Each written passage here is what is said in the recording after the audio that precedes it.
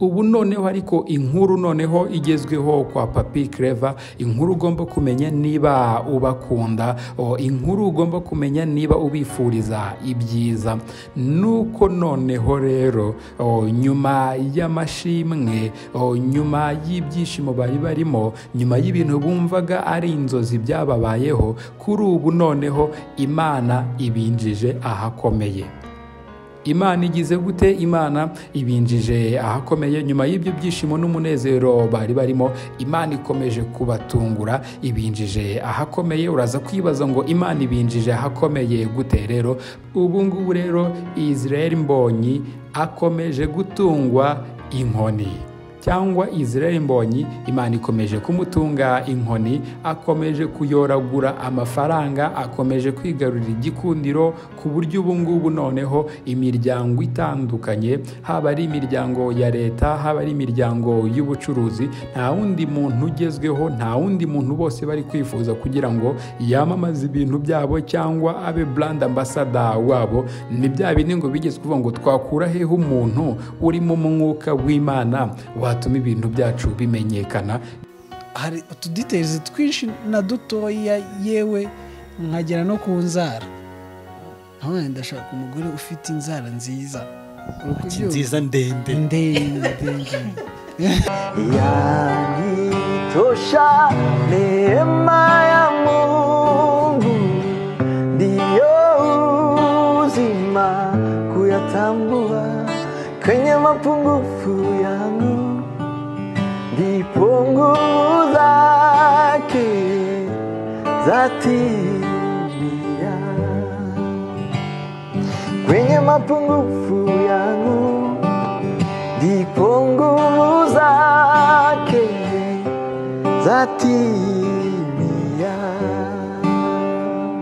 Shalom, ndabasuhuje cyane. Amahoro y'Imana akomeze kubana namwe aho muherereye hose, ku bari mu Rwanda n'abari hanze y'u Rwanda. Tubanze duherere mu bihugu bidukikije. Mu majyepfo y'u Rwanda hari abaturanyi bo mu Burundi, turabasuhuje cyane, Imana ibahe umugisha. Hari abaturanyi rero bo muri Tanzania, aho ngaho ni mu burasirazuba, mu burengerazuba rero hari abaturanyi bo muri Repubulika ya Demokarasi ya Kongo, naho mu majyaruguru dufite abaturanyi bo muri Uganda n'ibindi bihugu byose. Rero duhana imbibi ibihugu byo ku mugabane wa Afrika, abari muri Amerika, abari mu Burayi, ndetse n'abari muri Aziya n'ahandi hose ushobora kudukurikira. Rero uherereye, turagusubije cyane, tukwifuriza ko ineza y'Imana ikomeza kubana nawe, kandi tugusabira umugisha kuba ukurikira gahunda za Holy Room, aho tukugezaho ibiganiro bitandukanye, tukugezaho inyigisho z'abakozi b'Imana, tukugezaho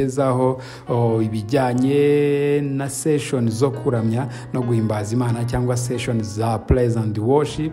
Turabashimira cyane ku bitekerezo mugenda muduha, bidusubizamo intege. Ariyo mpamvu buri gihe mubona twiyemeje kujya tubabwira amwe mu makuru agezweho muri gospel. Ikindi kandi ayo makuru yose aba agezweho tukayababwira mu buryo bw'abakozi b'Imana, cyangwa tukayababwira tuyobowe n'umwuka w'Imana, kugira ngo niwumva amakuru umenye ibigezweho ku isi. Kuko hari umuhanga wavuze ngo iyo umuntu akurusha amakuru aba akurusha n'ubukire. Ariko noneho amakuru ukayamenya mu buryo bwiza, cyangwa ayo makuru akaza ariko urimo yabwirwa n'abakozi b'Imana, bakaba bayakubwira rero mu buryo nanone ayo makuru nk'umuntu w'Imana ushobora kuba hari ikintu wakuramo kikubaka. Haba ari Imana ishaka kukuganiriza, haba ari ukumenya amakuru y'abakozi b'Imana ukunda, ya makuru ariko y'ukuri, apana ya makuru y'ibihuha cyangwa ya makuru yo kubeshya. Kuko buriya kimwe mu bintu ugomba kumenya, ijambo ry'Imana mu Migani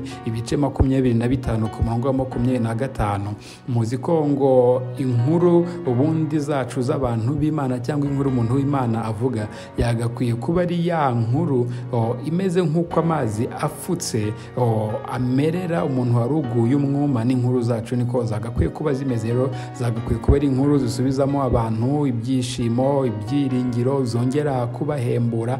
Ikindi nanone zikaba inkuru zirushaho kubakumbuza ijuru, kubakumbuza Imana, kubafasha gusabana n'Imana.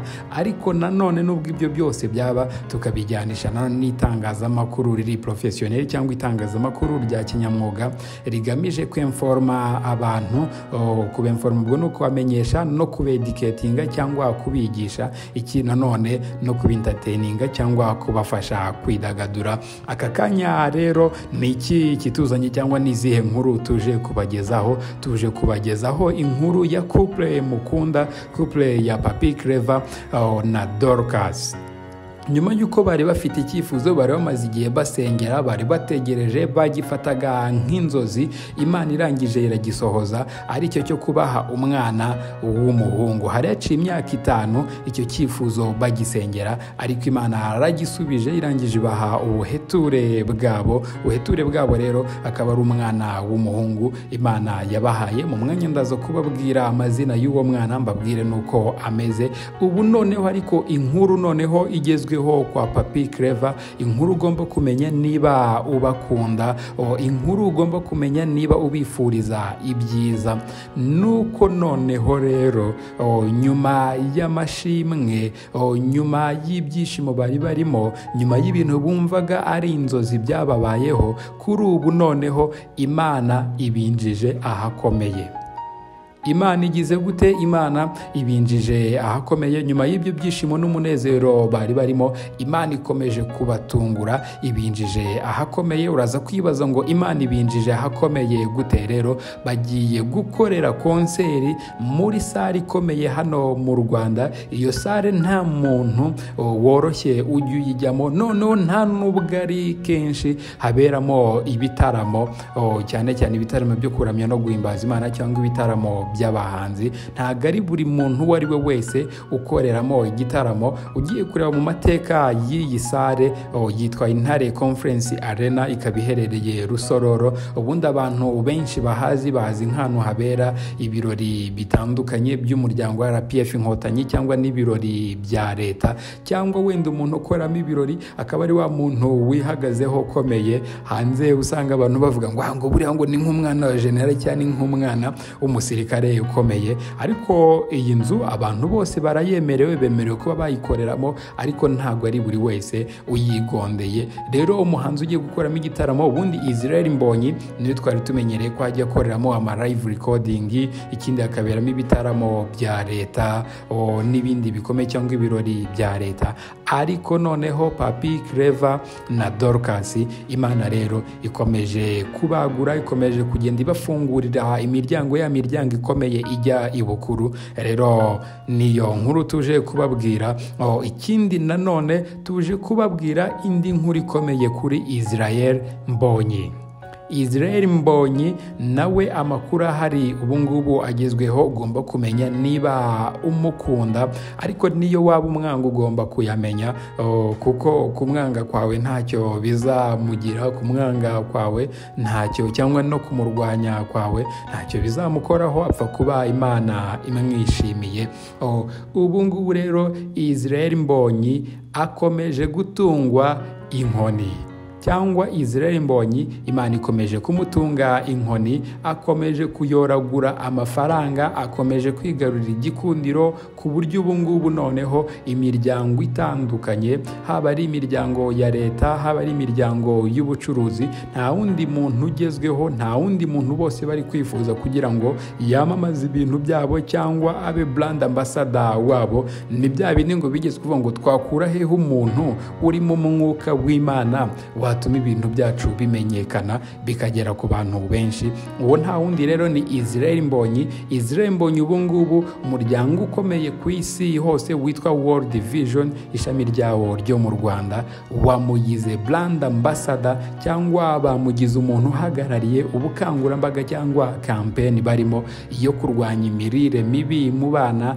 n'igwingira n'inzara. Iyo campaign yitwa Enough cyangwa yitwa Birahagije. Israel Mbonyi yabivuzeho iki? Ibyo byose rero nibyo tugiye kuza turimo tukubwira. Abayobozi batandukanye babitangajeho iki? Ese ni iki kintu kiri gutuma Israel Mbonyi muri iyi minsi ibigo bitandukanye byose biri kumwifuza kugira ngo abyamamarize? Muribuka yabanje kwamamaza, n'ubu ngubu akaba akiri kubikora, yabanje kwamamaza amatelefone yitwa Infinix Hot 40 series. Ntabwo ari ibyo byonyine, uruganda rukora ibisembuye n'ibidasembuye, ubu ndavuga ibinyobwa, rwa Skol narwo ruramwitabaza ngo yamamaze ikinyobwa cyitwa Maritona, ariko ni ikinyobwa kidasembuye. Ni ikinyobwa kidasembuye, mu byumve neza. Nabonye hari abantu batabisobanukiwe batangira kumutuka no kumutera amabuye. Ubu noneho World Vision Rwanda bamwizeye bamugira brand ambassador. Niki kibyihishe inyuma? Harimo abari kuvuga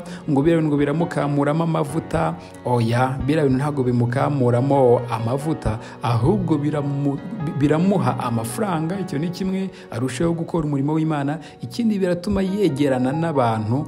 Ikindi nanone ariko biratuma akora cyane. Wavuga ngo bino bintu biramwegereza ku Mana. Ngo haye ikaze rero, nuza kumva ari igitekerezo waduha, inyunganizi, cyangwa ari ushaka kubwira bano baramyi, cyangwa natwe ari ushaka kutubwira muri Holy Room, cyangwa ari inkuru ushaka kudusangiza, ujye aho ngaho muri comment cyangwa muri comments undi duhe igitekerezo cyawe, turaza kubyishimira, bitugwa neza cyane. Rero duhereye kuri Papi Clever na Dorcas, bundi muribuka nk'abantu bakuranye na Papi Clever cyangwa bamuzi, amazina ye ari mu byangombwa ni Tuyizere Pierre Clever cyangwa Tuyizere Pierre Claver. Twamenyero nka Papi Clever, akaba aririmbana n'umugore we Ingabire Dorcas, uzwi nka Dorcas. Niyo mpamvu tubita itsinda rya Papi Clever na Dorcas. Aba ngaba barakunzwe mu Rwanda no ku isi hose. Bakaba rero nanone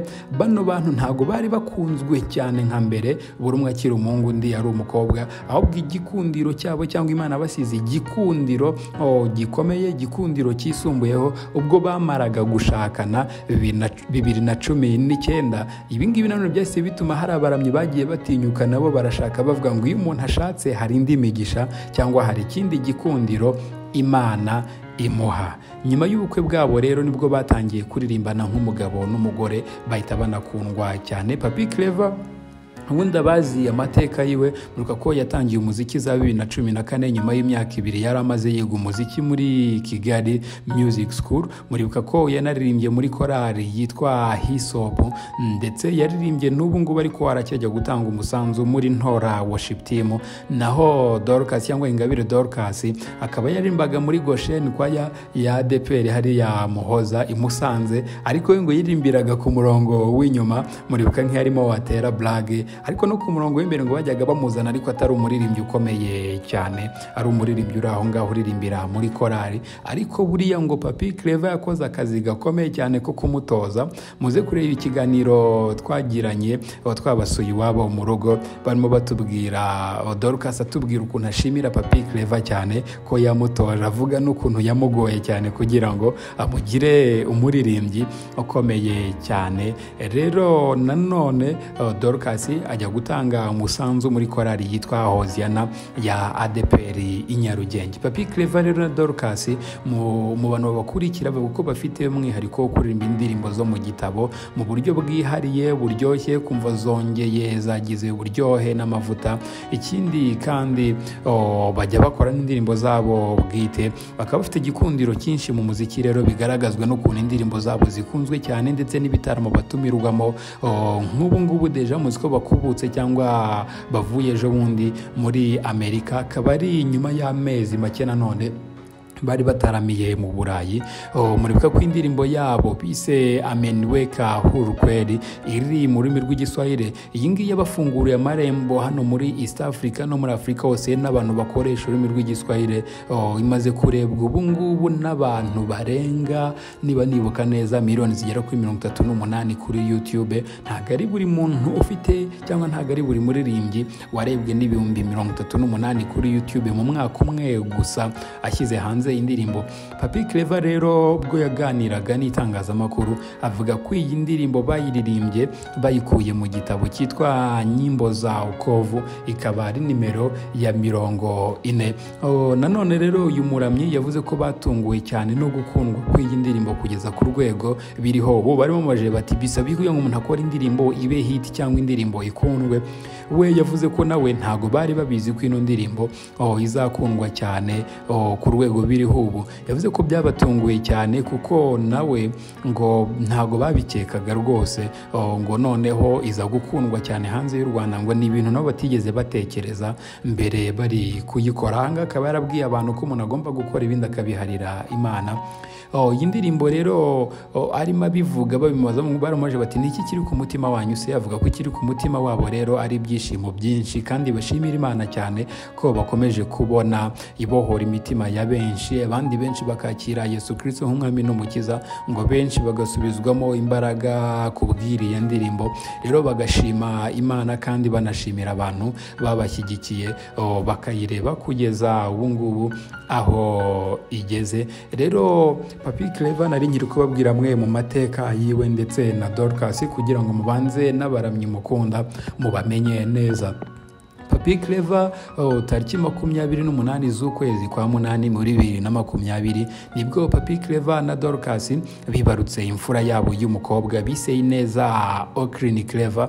Nyuma y'umwaka umwe n'amezi 2 bibarutse imfura, Muruka ko Imana yabahaye umukobwa wa kabiri mwiza cyane bise Abeza Kylie Clever. Naho tariki 4 ukwakira ejo bundi tariki 4 ukwakira 2024 nibwo bibarutse ubuheture, akaba umwana wabo wa mbere w'umuhungu bahise bamwita Incungu Jubal Kylie Clever. Bakaba barishimye cyane mu kiganiro n'itangazamakuru. Papi Clever yavuze ko bishimye cyane, bishimye umwana wa gatatu bibarutse, ndetse ngo ni nkaho ari ubwa mbere bari babyaye kuko ngo baramushakaga cyane, kuko nyuma y'abakobwa babiri bumvaga Imana ibahaye n'umuhungu ngo bakwishima cyane, bagahora bamusengera bamusaba Imana. Rero yavuze ko ari nako byagenze, avuga ko ubu ngubu kugeza na magingo yabanezerewe cyane na n'ubu ngo baracyumva ari nk'inzozi. Nkuko mubibona kuri aka video, na video postinze kuri Instagram yiwe Papi Clever, arimo avuga ko ibyishimo byabarenze mu muryango wabo. Murabona abakobwa babiri barimo baraterura banakinisha kano kabebe ni musaza wabo nyine Imana yerutse kubaha. Murabona ko Papi Clever nawe ibyishimo byamurenze kugeza nubwo afata kano video akagashyira kuri Instagram. Murabona n'abandi bantu bari kumwe muri salo babashyitsi, nkuko mubibona namwe murabona ko rero ibyishimo ari byose.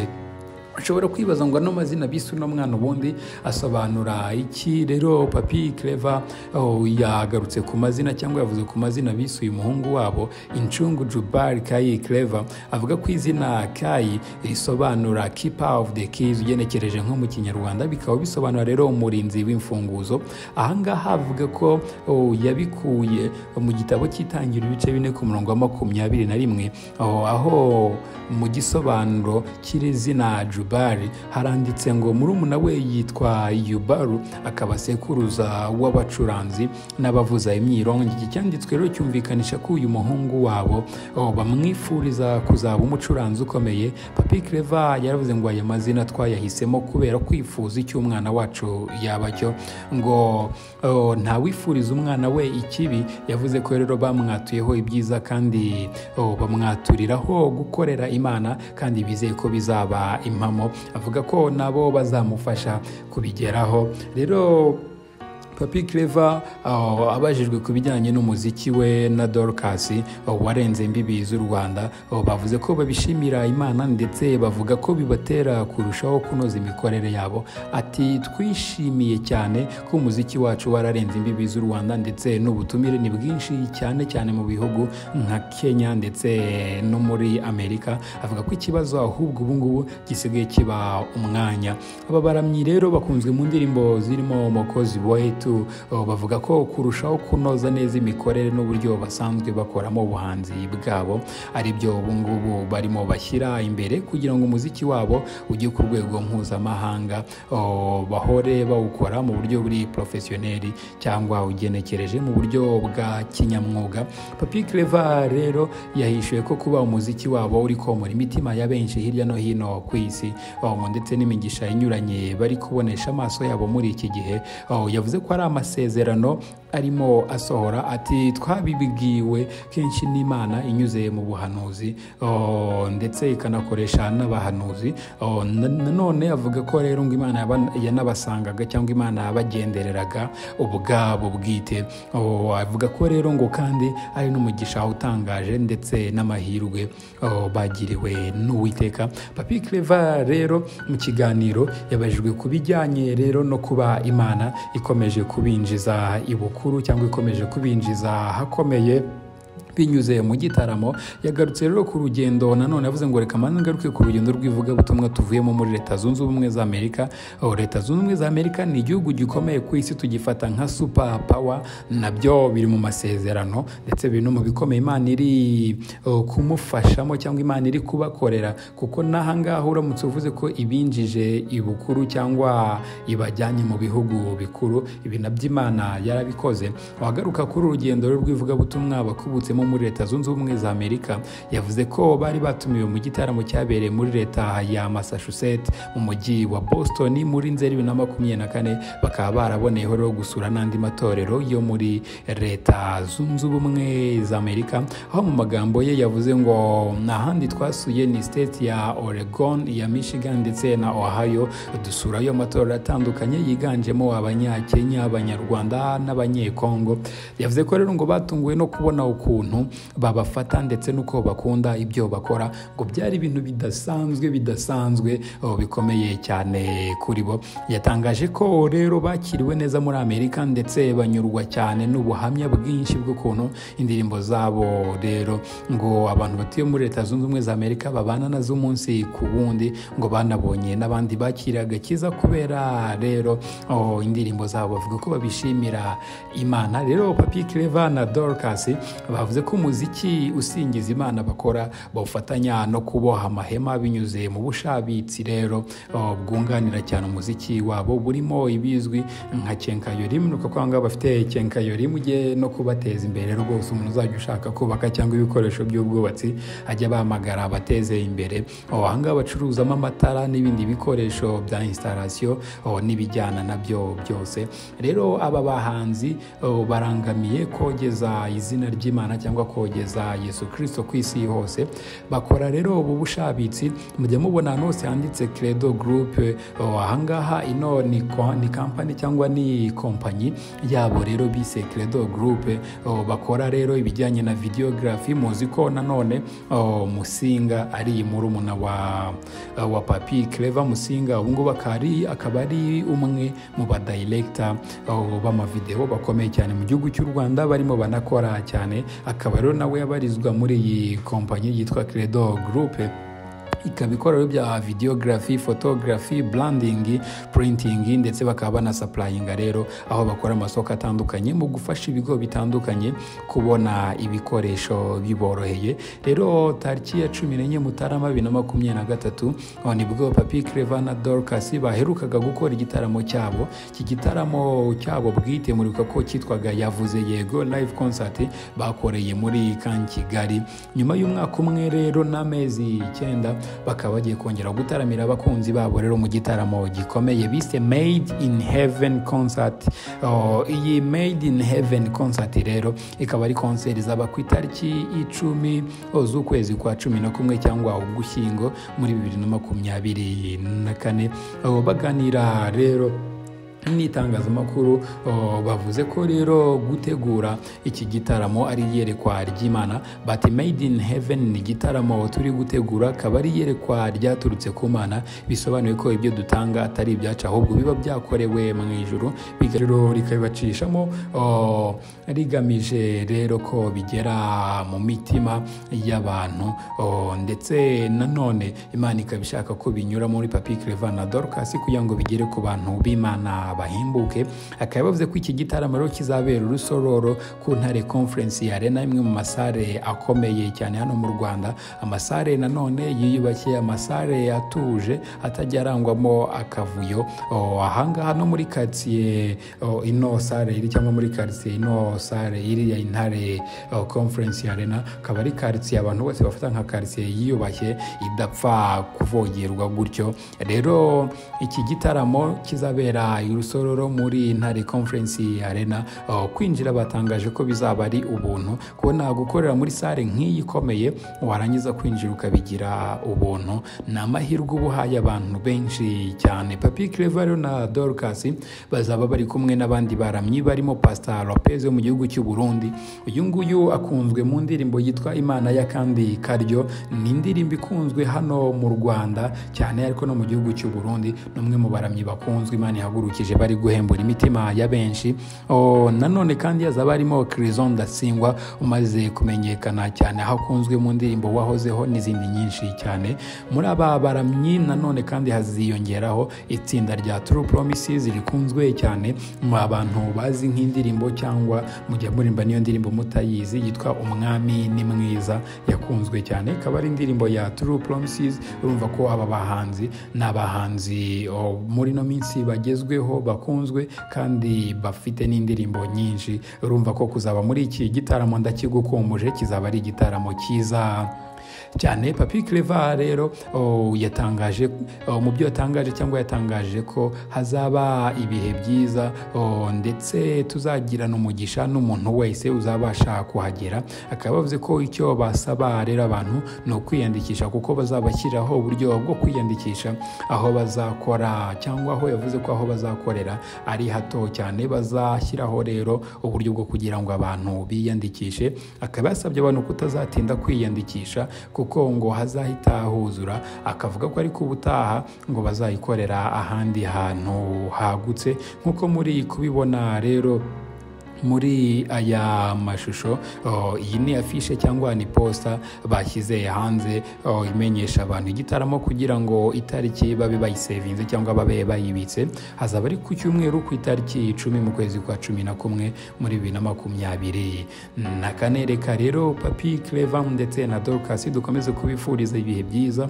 Imana ikomeze ibakoreshe iby'ubutwari, ikomeze kandi ibafungurire imiryango cyangwa ikomeze ibafungurire amarembo y'ahantu hagutse, y'ahantu hibukuru, y'ahantu himigisha, ikomeze ibagure yagure imbago yabo. Mu yandi makuru rero twari twababwiye, nawe kunze kubabwira inkuru ya Israel Mbonyi, umwe mu baramyi bakunzwe bayoboye umuziki. Umuntu avuze ko bayoboye umuziki wo mu Rwanda batwaye ibendera ry'Imana ntago yaba abeshye. Uyu rero Imana ikomeje kumutunga inkoni, ikindi ikomeje kumwagurira imbago ziwe, noneho ikomeje twabyita ngo iki, usibye kuba Imana ikomeje kumutunga inkoni, ikomeje nanone kumuha ukuboko kwiza mu bantu bose, ikomeje kumuha igikundiro, ikomeje kumuha kwifuzwa n'abantu bose, cyane cyane abacuruzi cyangwa abashaka kwamamaza. Israel Mbonyi muribuka bijya gutangira ibyo kwamamaza bitangira, muribuka ko yagizwe ambasaderi wa Infinix Note 40 series. Iyi ngiyi ni telefone zifite umwihariko wo kubika umuriro no gufata amafoto meza.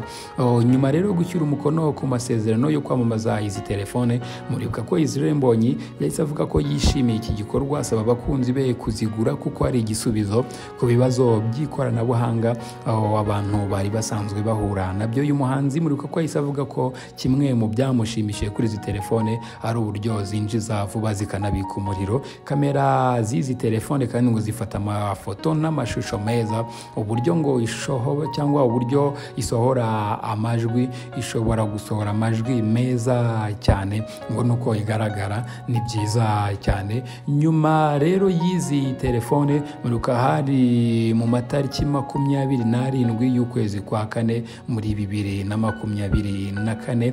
Nyuma rero hahise humvikana inkuru yanateje polemike cyane yuko Israel Mbonyi agiye kwamamaza ikinyobwa cya Maritona gikorwa n'uruganda rwa Skol.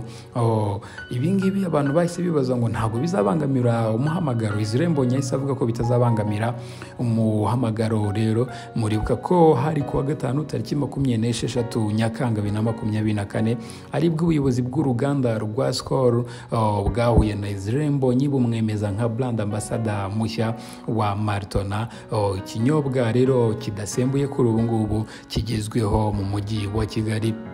Umuyobozi mukuru w'uru ruganda icyo gihe Eric Gilson yashimangiye ko kwemeza uyu muhanzi ari amahitamo meza kuri iki kinyobwa cy'umwimerere cyatangiye gukundwa n'abatari bake.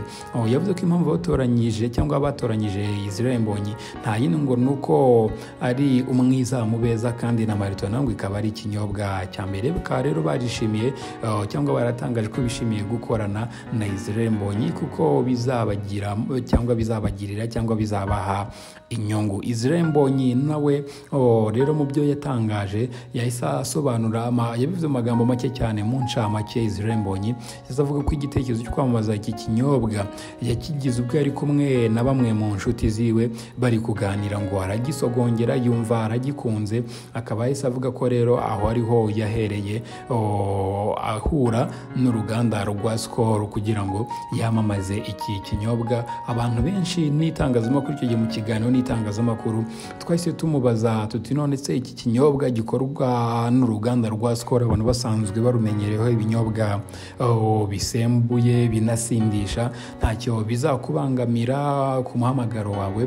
Mbonyi yakomeje avuga ko rero kwamamaza iki kinyobwa bidakwiye gufatwa nko gutandukira ku ntego ze kandi bidakwiye gufatwa nk'aho bizabangamira umuhamagaro we. Yavuze ko iki kinyobwa kidasembuye, icyo ni kimwe. Avuga ko rero ibyo ngibyo ntacyo bizamubangamiraho rwose cyangwa bizabangamira ku ntego ze, ngo kuko kuba kidasembuye byonyine nta kabuza ko kuba cyangwa nta cyamubuza kuba yacyamamaza. Indi nkuru rero ikomeye y'uyu munsi noneho nuko guhera ejo ubwo hari kuwa mbere tariki 14 ku mbuga nkoranyambaga cyane cyane Instagram y'ikigo gikomeye ku isi cyitwa World Vision ariko ishami ryacyo ryo mu Rwanda bashyizeho amafoto Israel Mbonyi arimo yifotozanya nabo ndetse banahana ibiganza barimo basinya amasezerano. Israel Mbonyi rero nk'uko icyo kigo cyatangaje ko yamaze kugirwa brand ambassador cyangwa yamaze kugirwa umuntu uhagarariye ubukangurambaga bw'icyo kigo. Ubukangurambaga bwitwa ENAF bukaba ari ubukangurambaga bugamije kurwanya imirire mibi mu bana. Israel Mbonyi rero akaba yaratangaje ko ari ibintu byiza bizamufasha kugera kuri benshi, agenda ababwira ubutumwa bwiza, ababwira Kristo kandi ababwira ko nanone bashobora kurwanya imirire mibi, ko umuntu wariye nabi binabangamira ubuzima bwe akabura uko akora Kristo neza. Akaba rero Israel Mbonyi yatangaje ko abyishimiye cyane. Iyi nkuru rero abantu basibaza ngo niki kiri gutuma Israel Mbonyi muri no minsi arimo asinya amakontra menshi cyane yo kwamamariza abantu, haba ari ibigo bya leta, ibyigenga, imiryango mpuzamahanga. Reka turebere hamwe rero ibintu bitatu bikomeye cyane kuri Israel Mbonyi. Ibi bintu bitatu nibyo biri kugenderwaho bamuha kano kazi. Nabonye benshi bari kwibaza ngo ntabwo bizagabanya amavuta yiwe, ngo ntibizabangamira umuhamagaro, ngo ugasanga abaye umucuruzi. Ibi ngibi ntekereza ko umuntu ubibona gutyo ntabwo ariko bimeze. Wari bwabona umuntu ukorera Imana afite amafaranga biramworohera, icyo ni kimwe. Ikindi none ko umuntu ukorera Imana afite amafaranga ahimana ibintu byiza nka Israel Mbonyi kuba yakora indirimbo agakorana n'umuproducer ashaka ku isi hose, akaba yakorana n'umuproducer ashaka muri Afrika hose cyangwa muri East Africa, haba ari audio na video. Ni byiza cyane. kuko azaba abonye ubushobozi bwo gukora ibintu byiza yifuzaga gukora, yashakaga gukora. Muribuka ko Israel Mbonyi ni umwe mu bantu bakunda ibintu byiza. Amateka ari kuri Israel Mbonyi, muribuka ko yari yaranze gukora video akajya akora audio gusa. Muribuka ko byari byaranateje ikibazo, bibaza bati n'umuntu utajya ukora video no kubera iki. Ariko we igisubizo yatanze cyari kimwe, yari ategereje ko azabona ubushobozi bwatuma akora video nziza nk'izo yashakaga, kandi muribuka ko yakoze video nziza rwose. Ubu rero nk'umuhanzi uhagarariye u Rwanda ku ruhando mpuzamahanga, umuhanzi utwaye ibendera ry'Imana ku ruhando mpuzamahanga, nanone kugira ngo muri Afurika ubu ngubu yabanje mu Rwanda turamumenya, imitima y'abantu benshi irahembuka, ubutumwa bubageraho. Ubu ari muri East Africa, akeneye no kujya ku isi hose. Ikizahamugeza rero kimwe ni umuhamagaro no kuba ari kumwe n'Imana, ikindi ariko nanone no gukora ibintu byiza biri mpuzamahanga. N'aba afite amafaranga rero bizamushoboza kuhagera. Ikindi n'aba bose arimo akorana nabo, haba ari bano bacuruzi, haba ari no miryango mpuzamahanga, izamugeza naho ngaho atari yarageze. Kuba rero Israel Mbonyi arimo asinyana n'ibigo kwamamaza, numva kuri ngewe ari byiza, nta n'ikibazo na kimwe afite. Apfa kuba akora ibintu bijyanye n'indangagaciro z'amahame y'ijambo ry'Imana cyangwa indangagaciro z'ubumana, aho twabona ko yatandukiriye bishobora kumukamura, bishobora kumukuramo amavuta cyangwa bishobora kumukuraho amavuta, ni igihe yaba akora ibintu bitajyanye n'indangagaciro z'ubumana. Rero bya bintu bitatu nababwiraga biri gutuma bamuhitamo. Ikintu cya mbere, Israel Mbonyi muri iki gihe afite igikundiro kidasanzwe. Imana iri kumusiga, iri kumwambika igikundiro. Aba bantu ntabwo ari uko ari impuhwe bamufitiye, nuko bazi urwego uno muhanzi akunzweho. Icyo ni kimwe, nicyo kiri gutuma bamugana, kubera icyo gikundiro gikomeye afite, Imana yamuhaye muri iyi minsi. Ikindi cya kabiri nanone, Israel Mbonyi ni umuhanzi ufite ubunyangamugayo cyangwa ufite indangagaciro z'ubumana, arizo zirimo ubunyangamugayo n'ubupfura. Ni ukuvuga ngo niba bavuganye, nari ndimo nganira n'umwe muri bino bigo byamuhaye akazi, mbabaza nti niki cyatumye mugendera kuri Israel Mbonyi, ese n'ubu ngubu muracyumva mwishimiye gukorana nawe? Baravuga bati mu bahanzi bose twakoranye nabo nta n'umwe twishimira kurusha Israel Mbonyi, kuko akazi twamuhaye aragakora neza.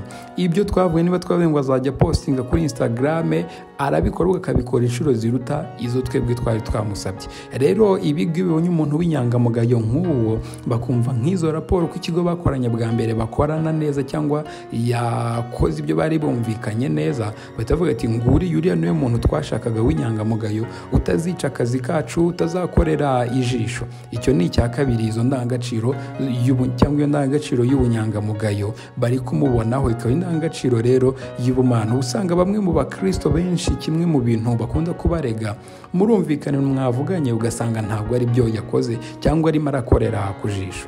Ikindi cya gatatu kiri gutuma rero Israel Mbonyi bamuha akazi, Israel Mbonyi mu bicunge azi kwamamaza cyangwa afite strategy nziza zo kwamamaza ku buryo ubutumwa bamuhaye bugera ku bantu. Nk'ubu iki kinyobwa cya Maritona nta muntu n'umwe utakizi, nubwo wenda bataragira amakuru ahagije. Bamwe bavuga ngo ni ikinyobwa ngo gisembuye, ariko ntabwo ari ikinyobwa gisembuye, ni ikinyobwa kidasembuye. Abafite amakuru cyangwa bakurikirana amakuru n'abashatse kumenya amakuru neza barabimenye. Ariko Israel Mbonyi mu mucunge kuri social media ziwe, haba ari Instagram n'ahandi, aba ari kumwe n'icyo kinyobwa.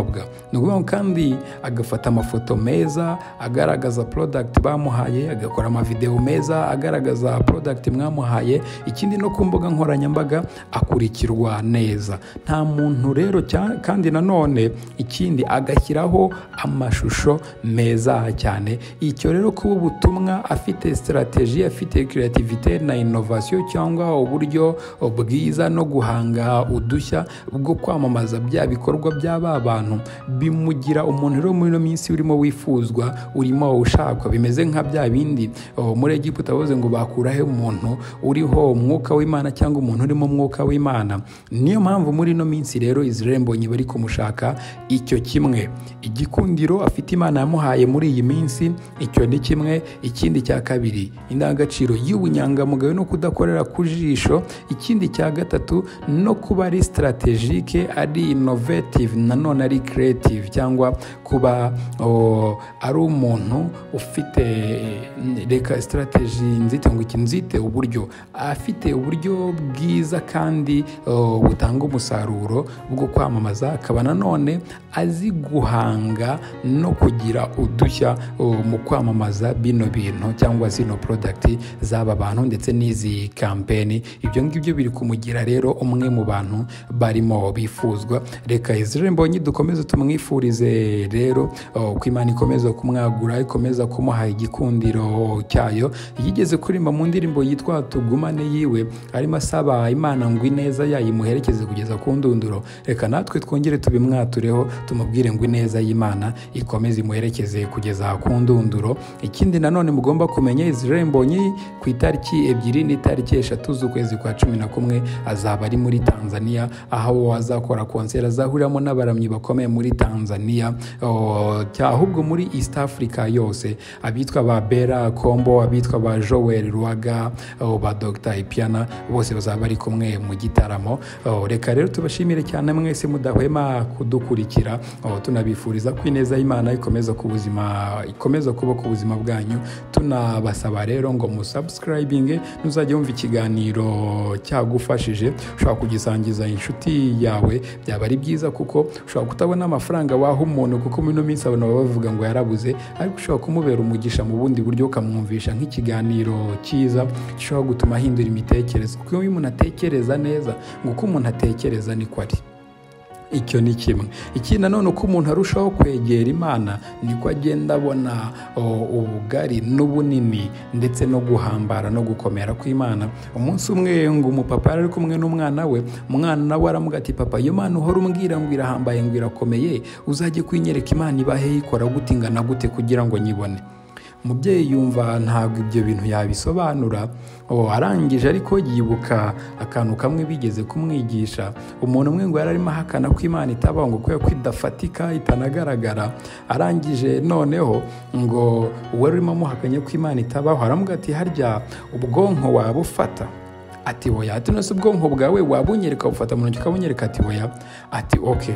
Ati ubwonko bwo ko butabasha kubufata ngo ubunyereke mu ntoki, ubwo nta bwonko ufite. Atamuga ati oya ubwonko ndabufite, ahubwo ntago bugaragara ariko buri mu mutwe wanjye. Aramuga ati rero no kubutabona Imana gutya ntago bivuze ko Imana itabaho. Nkuko ubwonko bwawe utabufata n'intoki ngo uburebe, ni nkuko n'Imana utayifata n'intoki ngo uyirebe, ariko ubwonko iyo butekereje umenya ko bufite. Aramuga ati rero n'Imana kuba uriho ugihumeka ukigenda, n'Imana iriho. Uwo mubyeyi atayibuka icyo gitekerezo, ahita yibuka ko uko urushaho kugenda wegera Imana ariko igenda kwigaragariza. Ahita abwira umwana ati tugende ku kibuga cy'indege. Aragenda amwereka indege iri mu kirere kumwe irimo yogoga igicu. Urumva ku bantu mwagiye mu ndege cyangwa muze no kubyitegereza, tubona akadege kabaye gatoya yo kari mu kirere cyane kamaze kogoga ibicu. Aranyambwa ati okay, ntuyibonye iri hariya hejuru iri kure cyane? Ati tubonye kameze gute? Aramubwira ati kari gatoya cyane kanganaga n'igisiga. Ati okay, ati dutahe none tuzagaruka ejo. Ubwo ejo yagira ngo azamuzana indege noneho yavuye isafari, yaguye iparitse cyangwa yarandinze ku kibuga cy'indege. Umunsi wakurikiyeho baraza, none bageze ku kibuga cy'indege, umwana abona indege aho yari yaguye, arikanga ati papa ati mbega ikintu kinini cyane papa. Ati iki ni igiki? Aramuga ati ngiye ni ya ndege ejo wabonaga. Ati papa ko cyabaye kinini cyakuze se indege mu ijoro rimwe itikura igatiba kinini kuriya? Aramuga ati rero mwana wanjye, ya ndege cyagimo ubonaga ari gatoya nuko kari kure cyane, wowe wari uri kure y'iriya ndege nyine, wari uri kure yayo cyane. Aramuga ati ariko ubu ngubu ko waje ukayegera nayabaye nini. Aramuga ati rero Imana uko urushaho kuyijya kure nibwo ubona Imana ari ntoya, ukabona nyine ibintu by'Imana ntunabisobanukiwe, n'imikorere yayo ntabwo isobanukiwe. Aramuga ati ariko uko urushaho kugenda wegera Imana nibwo ubona gukomera kwayo, guhambara kwayo n'ubugari bwayo, ni nabwo urushaho kugenda ubona imirimo yayo ihambaye. Umwana ati papa ndabyumvise. Namwe murushaho kwegera rero no gukunda Imana. Ikindi kandi mwature ineza, muvuge ibyiza, kuko birahari byinshi cyane. Hari imirimo myiza n'ineza Imana yakoze. Nari Christian Abayisenga, tuzasubira ubutaha. Shalom.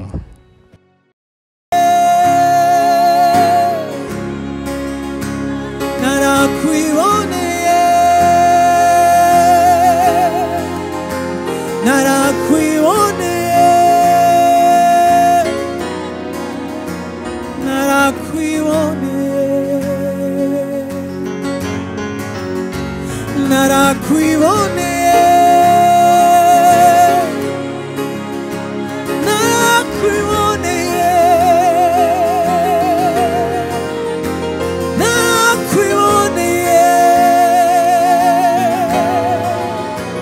narakwiboneye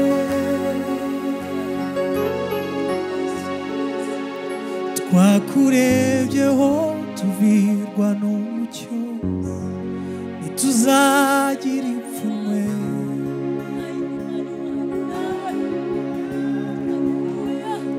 twarasogongeye maze tumenya ko ugira neza Yesu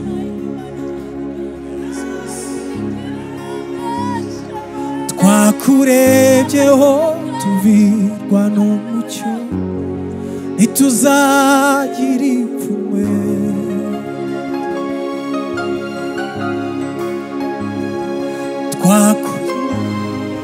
maze tumenya ko ugira neza Yesu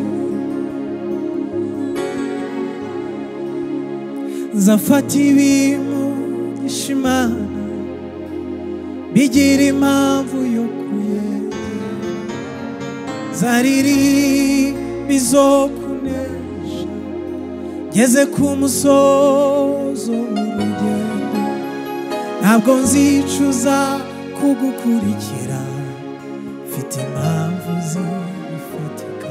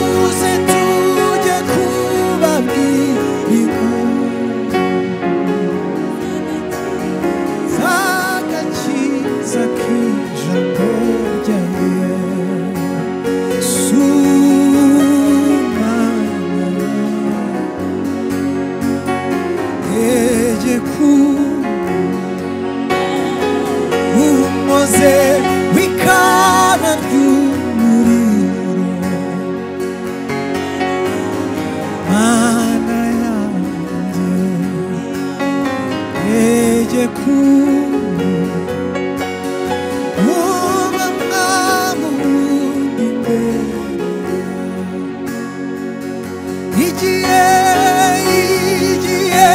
cy'isarura gishize abakozi bose bazataha kandi umwami wabo azabakira ababwira ati mwakoze igihe cy'isarura gishize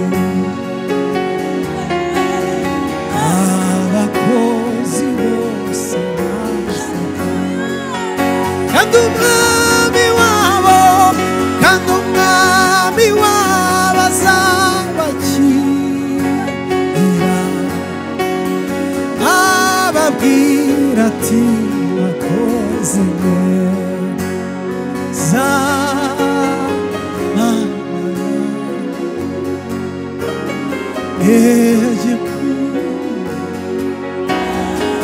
umuze w'ikara ry'umuriro mana yanjye